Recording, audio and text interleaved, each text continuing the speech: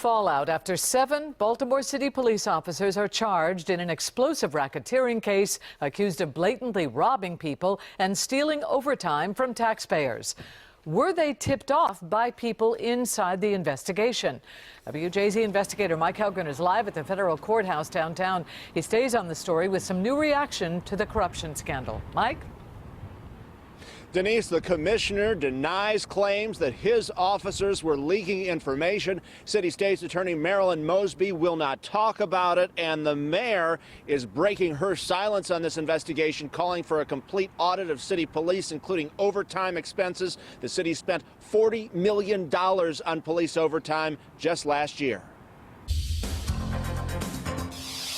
Questions are swirling around the cases of 7 indicted Baltimore City police officers after the bombshell from a federal prosecutor that someone in City State's Attorney Marilyn Mosby's office tipped off those officers that they were under federal investigation.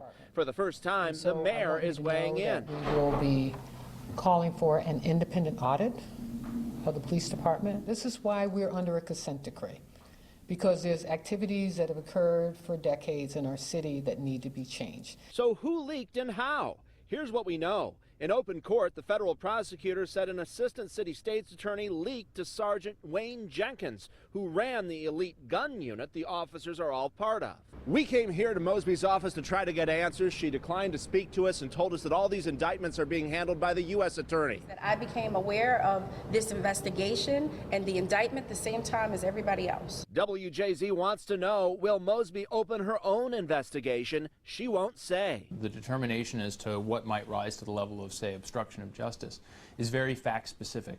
The U.S. Attorney's Office tells WJZ federal authorities are continuing the investigation and coordinating with the state's attorney's office to determine whether or not there was an unlawful disclosure by a state prosecutor. The feds also accused fellow police officers of leaking to the indicted officers. I took that straight to the commissioner. I'm convinced that if any Baltimore police officers tipped off these defendants that they were the subject of a federal investigation, then they too would be in handcuffs.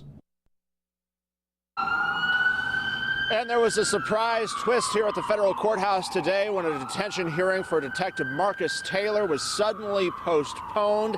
Is there a plea deal in the works? Why was it postponed? Well, his defense attorney, the U.S. attorney, and friends and family are not saying tonight. Reporting live at federal court, Mike Hellgren, WJZ Eyewitness News. All right, thank you very much, Mike. A new date for Detective Taylor's detention hearing has not been set.